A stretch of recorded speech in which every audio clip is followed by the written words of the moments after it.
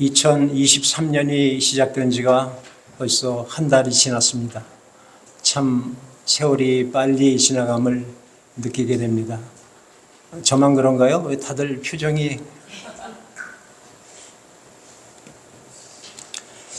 올해 우리 교회에 주신 말씀은 여기 써 있듯이 성령이 충만한 사람입니다. 지금까지 우리 김 목사님께서 그동안 쭉 성령이 충만한 사람에 대하여 계속 말씀해 주셨습니다.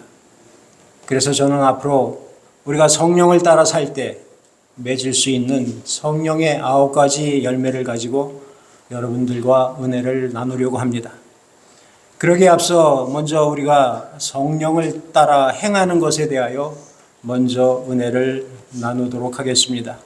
성령의 9가지 열매는 우리가 같이 교독한 것처럼 사랑, 희락, 화평, 인내, 자비, 양선, 충성, 온유, 절제입니다. 이 성령의 9가지 열매를 하나하나 볼 때마다 제가 이게 너무 부족하다라는 생각을 많이 하게 됩니다. 그럼에도 불구하고 감사한 것은 그 열매의 주인이신 성령께서 제 안에 계시다는 사실입니다. 언제든지 그분은 저에게 필요에 따라 그 능력과 은사와 은혜를 제게 허락하시는 분이십니다. 그래서 저는 기대하는 마음으로 앞으로 성령의 9가지 열매를 여러분들과 하나하나 나누려고 합니다. 우리가 예수님을 믿는 순간 성령께서는 우리 안에 들어오셨습니다. 그래서 그분이 우리 안에서 일을 하기 시작합니다. 우리가 성령을 따라 살아갈 때 우리에게 열매로 주시는 것이 바로 오늘 성령의 9가지 열매입니다. 그 열매를 통해 우리는 점점 성화되어 가고 결국은 예수 그리스도를 닮아가게 되는 것입니다.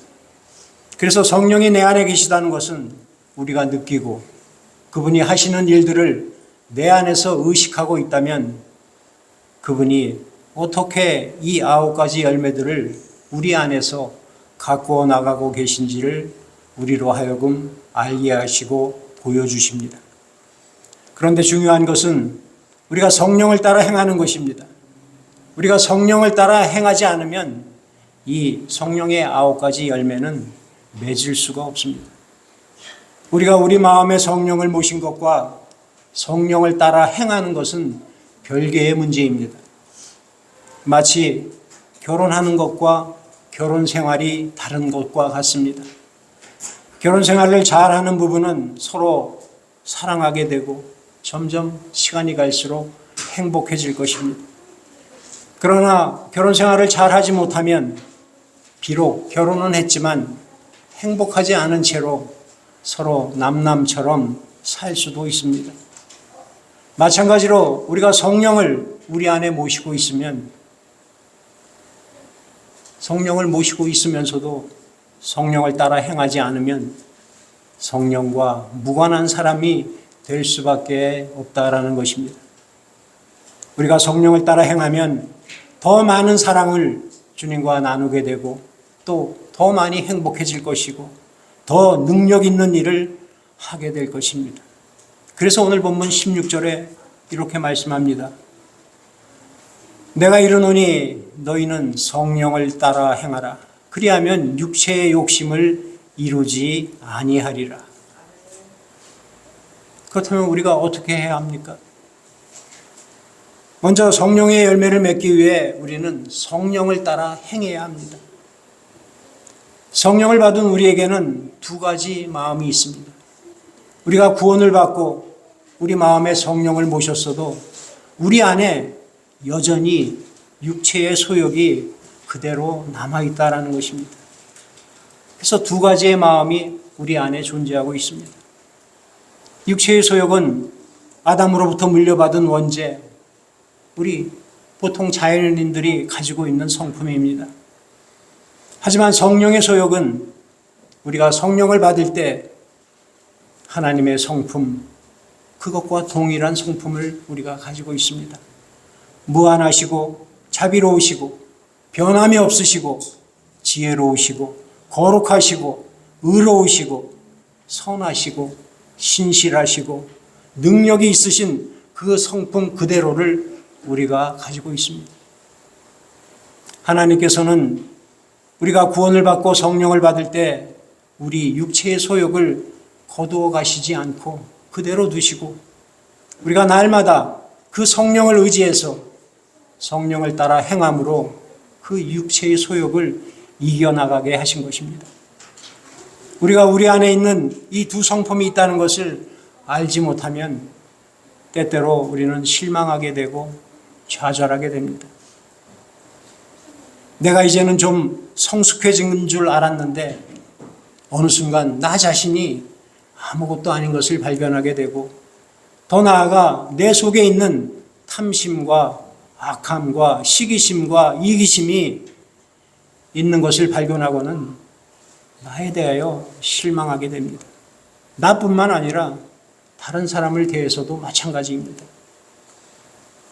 존경하던 믿음의 사람이 어떤 추한 인간의 모습을 보게 될 때 그 사람에 대하여 실망할 뿐만 아니라 그의 믿음 자체도 의심하고 실망할 수밖에 없습니다.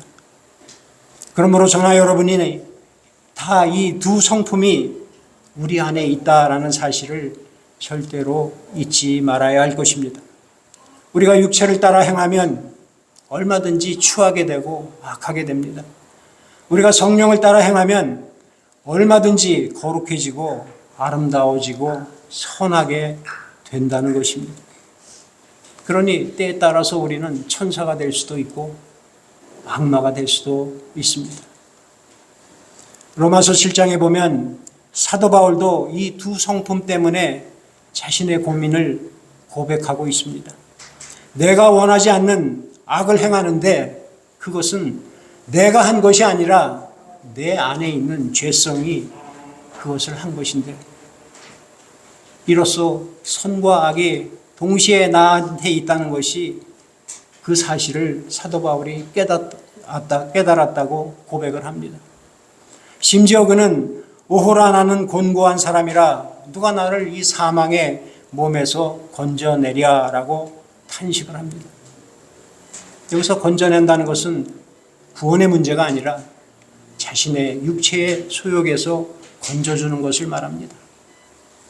우리의 마음에는 이 두 마음이 서로 대적하고 싸우고 있습니다. 오늘 본문 17절에도 육체의 소욕은 성령을 거스르고 성령은 육체를 거스르나니 이 둘이 서로 대적함으로 너희가 원하는 것을 하지 못하게 하려 함이니라 라고 했습니다. 우리 안에서 전쟁이 끊임없이 계속되어 육체의 소욕과 성령이 서로 대적하고 싸우고 있습니다. 그러나 우리는 성령을 따라 행해야 합니다. 만약 그렇지 않으면 우리는 스스로 죄 아래 들어가게 되고 육체의 욕심에 따라 죄의 노예가 되는 것입니다. 육체의 욕심이 무엇입니까?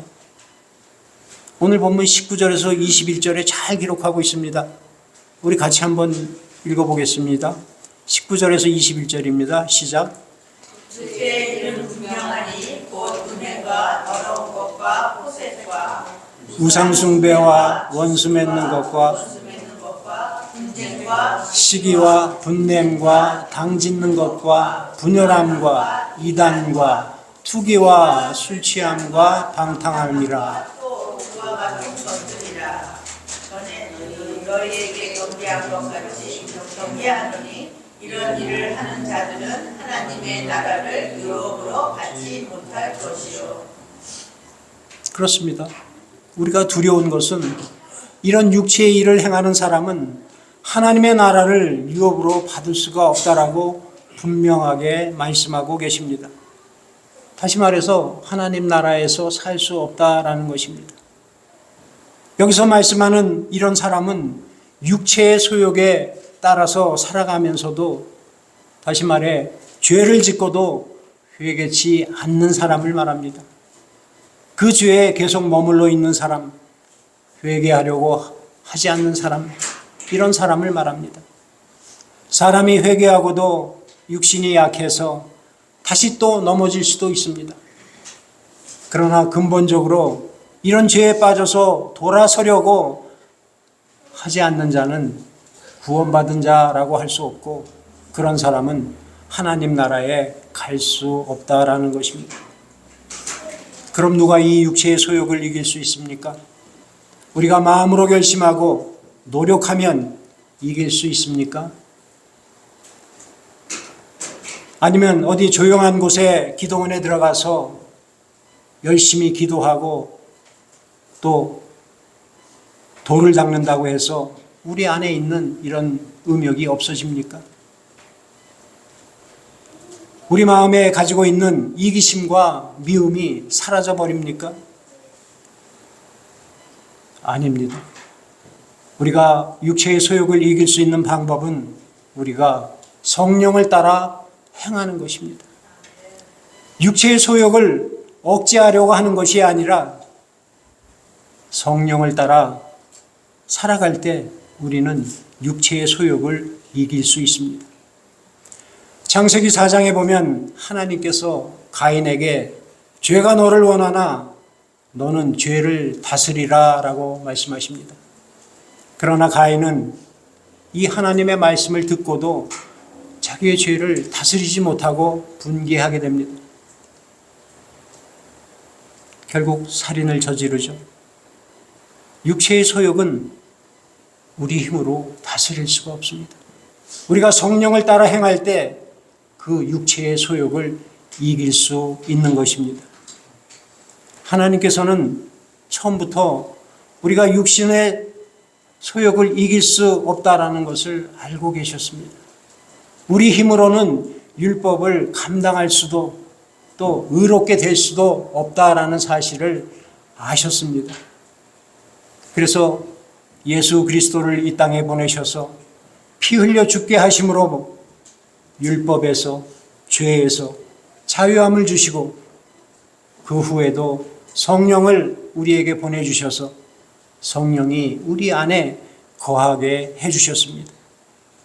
성령으로 말미암아 이기게 하신 것입니다. 그러니 우리는 우리의 의지가 아니라 성령의 능력으로 그 육체의 소욕을 이겨야 하는 것입니다. 바라기는 우리가 성령을 따라 행할 때 우리 안에 있는 육체의 소욕을 이겨서 성령의 열매를 맺어가는 저와 여러분이 되시기를 바랍니다. 그런가 하면 우리가 성령의 열매를 맺기 위해 성령을 따라 행하는 방법을 배워야 합니다. 오늘 본문 18절입니다. 너희가 만일 성령의 인도하시는 바가 되면 율법 아래 있지 아니하리라. 성령을 따라 행하면 육체의 소욕을 이길 수 있을 뿐만 아니라 율법 아래 있지 않게 된다고 합니다. 이 말씀은 우리가 은혜 아래서 자유를 누리며 살게 된다는 것을 뜻합니다. 성령을 따라 행하는 것은 성령의 인도를 받는 것이고 성령을 우리 마음의 주인으로 모시는 것입니다.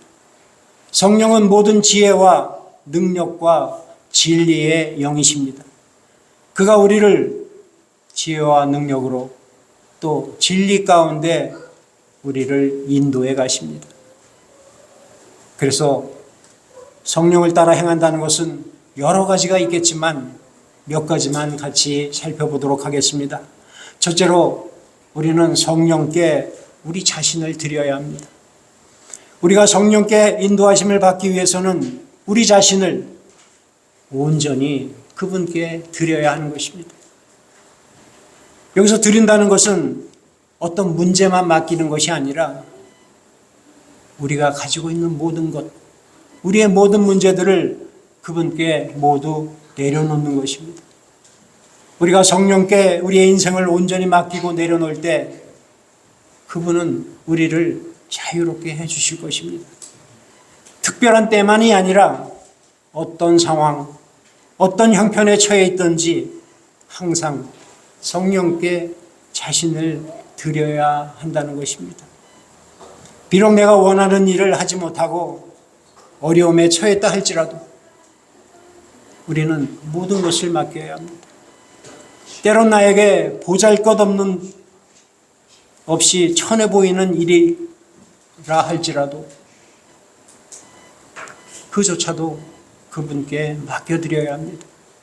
그러면 성령께서 우리의 처한 형편에서 최상의 것으로, 최고의 것으로 만들어 우리의 보잘것없는 일을 통해서 우리를 존귀하게 만들어 가실 것입니다. 내가 아무도 알아주지 않는 사소한 일, 보잘것없는 일을 교회에서 하고 계십니까? 그럼에도 불구하고 우리는 우리의 모든 것을 성령께 맡기고 그분께 의지해야 합니다. 우리의 삶은 너무나 복잡하고 다양합니다. 그런 때에도 모든 것을 그분께 맡기면 그 복잡한 삶을 단순하게 만들어 주십니다. 때론 내가 화가 나서 도저히 참을 수 없을 때에도 그분을 의지하면 그분은 나의 분노를 가라앉혀 주시고 마음을 평온케 해 주십니다. 때론 내가 너무 연약해서 탈진할 때에도 그분을 의지하면 놀라운 새 힘을 주십니다. 성령은 못하실 일이 없으십니다. 우리가 성령을 모시고 살아도 그분에게 맡기지 않으면 우리는 그분의 능력을 알 수도 없고 받을 수도 없습니다. 성령의 능력을 많이 체험한 사람들은 자신의 모든 것을 다 성령께 의지한 사람들이었습니다. 아브라함이 그랬고, 모세가 그랬고, 예레미야가 그랬고, 사도 바울이 그랬습니다. 성령께 우리 인생을 맡기면 그분은 우리의 삶을 최상의 것으로 만들어 가십니다. 우리가 성령께 자신을 맡긴다는 것은 그분의 통치 아래로 들어가는 것입니다. 그러면 우리 인생을 최상의 것, 최고의 길로 인도해 주실 것입니다. 그러니 우리는 우리 자신을 온전히 성령께 내어드려야 할 것입니다. 바라기는 저와 여러분 모두가 온전히 성령께 의지하는 사람들이 되시기를 바랍니다. 두 번째로 우리는 성령께 순종해야 합니다. 우리가 성령을 따라 행한다는 것은 그분이 원하는 대로 순종하는 삶을 살아가는 것입니다. 우리가 성령께 자신을 맡긴 후에는 그분의 모든 일을 우리와 함께 하시고 우리를 통해서 일을 하십니다. 그리고 자신의 기쁘신 그 소원을 두고 우리와 함께 하시는 것입니다. 그래서 빌립보서 2장 13절에 이렇게 말씀하십니다. 빌립보서 2장 13절입니다. 너희 안에서 행하시는 이는 하나님이시니 자기의 기쁘신 뜻을 위하여 너희에게 소원을 두고 행하게 하시나니. 성령께서 원하는 대로 되는 것이야말로 어떤 상황에서든지 가장 복된 일일 것입니다. 우리가 순종할 때 가장 복된 인생을 살게 되고 가장 복된 가정을 만들어가고 가장 복된 교회를 만드는 유일한 방법입니다. 어떤 사람은 성령께 순종을 하면 자기의 모든 것을 빼앗길 것이라고 겁내하는 사람들이 있습니다. 자신이 원하는 것도 하지 못하게 되고 자신의 자유는 허용되지 않는 것처럼 생각하는 사람들이 있습니다. 그러나 결코 그렇지 않습니다.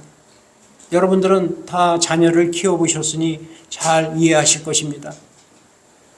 자녀가 부모의 말을 또 부모에게 모든 것을 맡기고 부모의 말에 순종하면 얼마나 이쁘고 감사합니까?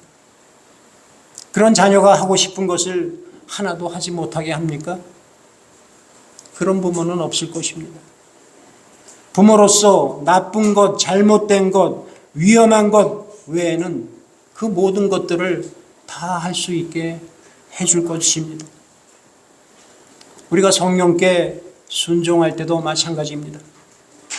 성령은 부모님의 사랑보다도 더 큰 사랑으로, 또 부모의 지혜보다도 더 큰 지혜로, 부모의 능력보다 더 큰 능력으로 우리를 인도해 가실 것입니다. 그러니 가장 행복한 그리스도인들은 성령께 온전히 순종하는 사람입니다. 성령께 순종을 하게 되면 때로는 힘들고 어려운 일도 겪게 되겠지만 그 일을 통해서 하나님의 뜻을 이루어 가게 되고 우리 자신도 하나님께서 원하시는 인생을 살아가게 되는 것입니다.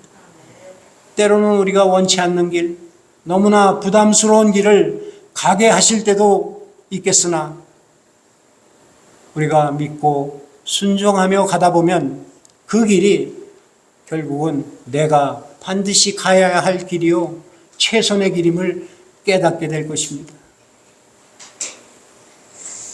최선은 우리에게 있지 않습니다.